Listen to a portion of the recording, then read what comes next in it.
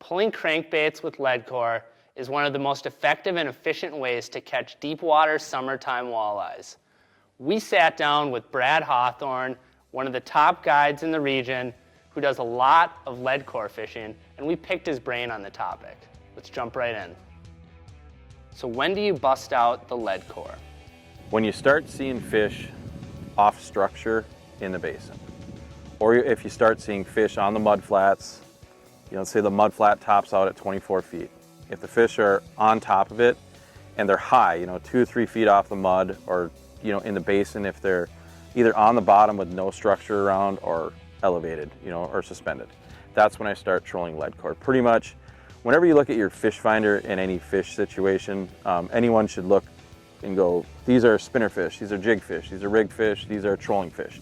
And trolling fish, suspended fish, off structure, either that or loosely scattered around structure, that's when I bust out the Leadcore. Also, when you start seeing suspended bait or bugs, usually the fish will be somewhere close by. How do you know how much line to put out? A lot of I take that for granted. A lot of it's memory by now, but I do rely heavily, because I can't retain the hundreds and hundreds of dive curves on every crankbait. I rely heavily on the Precision Trolling data app. I mean, heavily.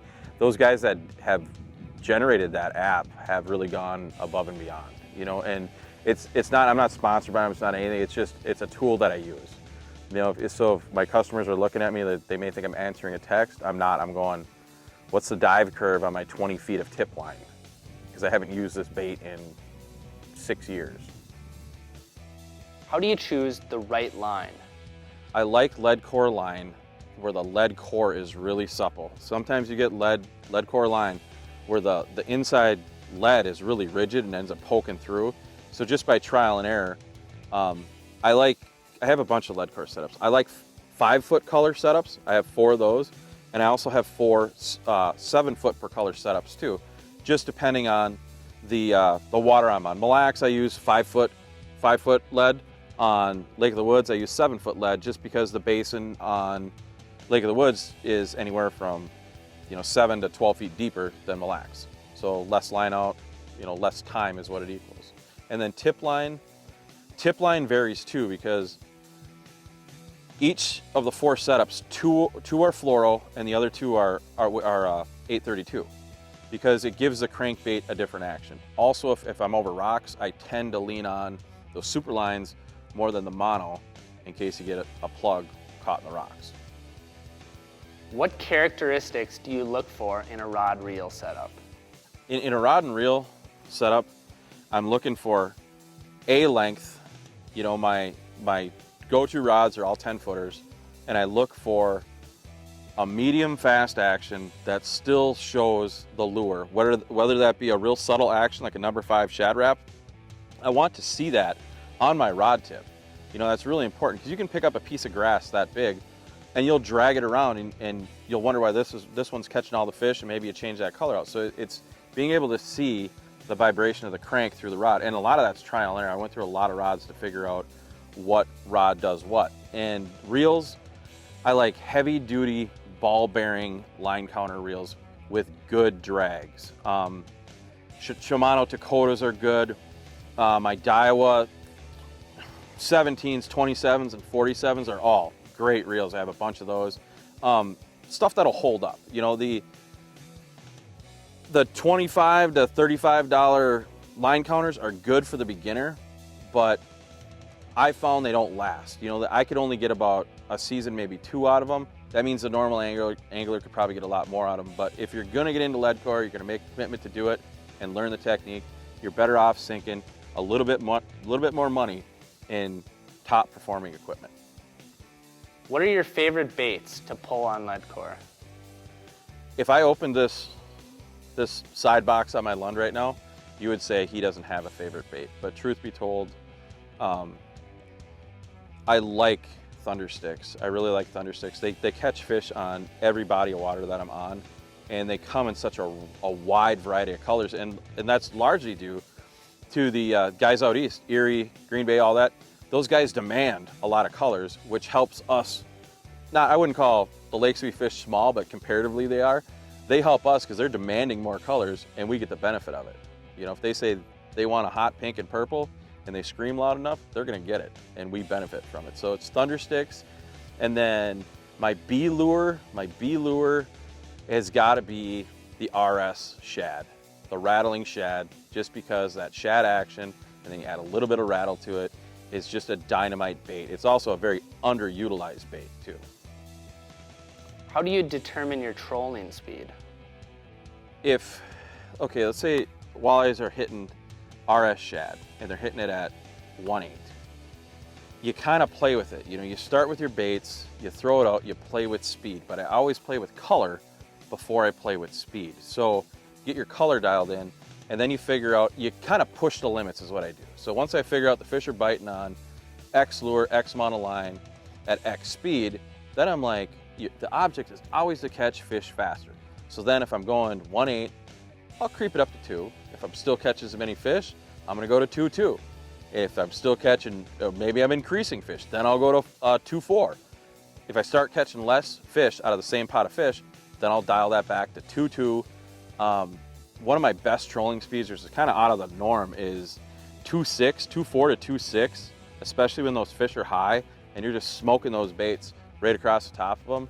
But yeah, I mean, with speed, dial in color, vibration, and action first, and then see how far you can push those lures and see how much, you know, see how fast the fish want them. I mean, because obviously, cover more water, catch more fish. If you can haul around at 3 miles an hour and still get 20 fish an hour, that's awesome. And you're covering more water, finding more fish.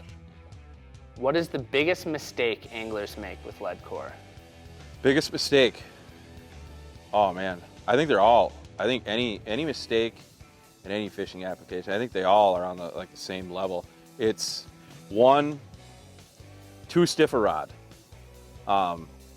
Pulling treble hooks out of a fish's mouth should be a non-issue. If you do it 3 times in an outing, something's wrong. You either need to upsize the treble for the speed you're going, or you need to slow down.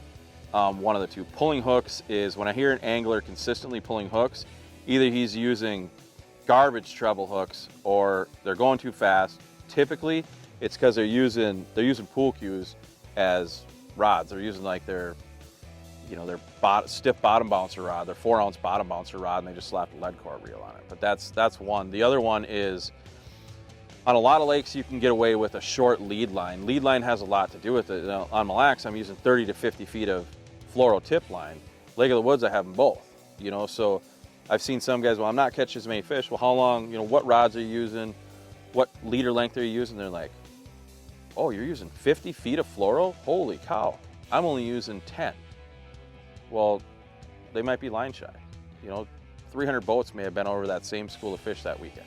So if there's a bunch of little teeny Leadcore mistakes. Another one is not a mistake, is line counters. I still see a lot of anglers counting colors, not that it's right or wrong, but having 2 calibrated Leadcore setups allows you to put them exactly in the water column where you need to be. So there's not a mistake that's really gonna put you out in left field, but there are a bunch of little ones that you can make, and especially a combination of 1 or 2 of them, that'll really hinder your fish catching ability on Leadcore. What is one of the biggest misconceptions about Leadcore fishing? Leadcore, one of the main things, it could be a misconception, most of the guys know it, but a lot of guys think that the Leadcore line just goes straight to the lure, and it doesn't, and that's back to the rod. You have to have a nice medium action rod. They think that line goes straight to the crankbait, and it doesn't, because on a lot of the Leadcore charts, you'll see the Leadcore line go straight, and then your tip line goes like this. And that's not, most people are visual people, so when they see something, they envision that's the way their presentation looks, and it's not correct. Your Leadcore line actually bows down, and then your tip line, it's all one fluid deal. Once you hit your tip line, then you get to the dive curve of your crank. So just imagine your Leadcore line with a nice bow in it. Now the faster you go, the more you pull that bow out, which affects, again, the running depth of your lure. What is your opinion on Leadcore versus super lines? Leadcore versus super line. So you got Leadcore is to get shallow diving baits down deep. Now, for instance, with the Tail Dancer series, you don't have to use Leadcore with that, but a lot of guys do.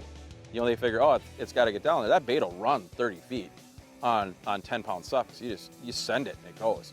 So, and you look at your chart again. Back to the precision trolling app, is if I can use less line with super lines, and then 15 more feet of Leadcore, that's 15 more feet you have to lose that fish. So I always use the least amount of line that I can, because it's controllable, whether it's on a planer board or a long line reel, but that's kind of my rule of thumb. But also bounce back and forth, because you'll be surprised at the way Leadcore and super lines will change the action of the bait, where sometimes that same bait will work better on super line versus Leadcore. So I guess to end that, they both should be working in conjunction with each other at all times. To be a good troller, you should always have a couple of setups in your boat. How do you approach trolling the basin versus structure? So trolling structure with Leadcore, typically you're not going to be using planer boards. That is out of the question, because structure is erratic. It's got high spots, it's got low spots. You can't run a consistent depth unless you want to take the highest depth on your piece of structure. Let's say it's 8 feet. You don't want to run a bait at 8 feet when it's spending 80% of its time in 25, unless the fish are there, which sometimes they're not. But so typically when I'm trolling around a piece of structure, so if the structure's on this side of my boat, I will keep my Leadcore line on this side of my boat when I'm trolling around it, and then I'll keep a 50-50 setup on this side, which is 8-ounce snap weight. And we can get into that another time, but basically you let out line, snap an 8-ounce weight on there, throw it down, and that keeps that bait literally like a downrigger right next to your boat. So I have a bait swinging out on the outside of the structure, and then I have one pinned right by me where my partner or myself or my client or whatever, I can have him constantly adjusting that as I go over the humps in the structure. Is there anything you do with Leadcore that's unique? So if I had to say I do anything different, I don't hear a lot of anglers talk about calibrating their setups. And it's real simple. If you have two identical setups, you open the bails on both, hold them right next to each other, have someone or you grab the line and walk out 150 feet, okay? Then you drop the line and you go back to your counters. And if one reads 3 foot more than the other, then you simply shorten that tip line by 3 feet. Now, both those counters are going to be reading identically. And you need to do that. In my opinion, you need to do it with your long line setups, with your 3-color setups, and with your full Leadcore setups. That way, you know without a doubt in your mind, if you're running the same baits on everything, you know exactly where they are. And that for Leadcore is, there's not an exact, like this lure is running 22 feet, 1 inch. There's not an exact for it, but there's a ballpark range of about this big that you should be able to put that lure in, and calibrating your Leadcore setups and your long line setups definitely help with that.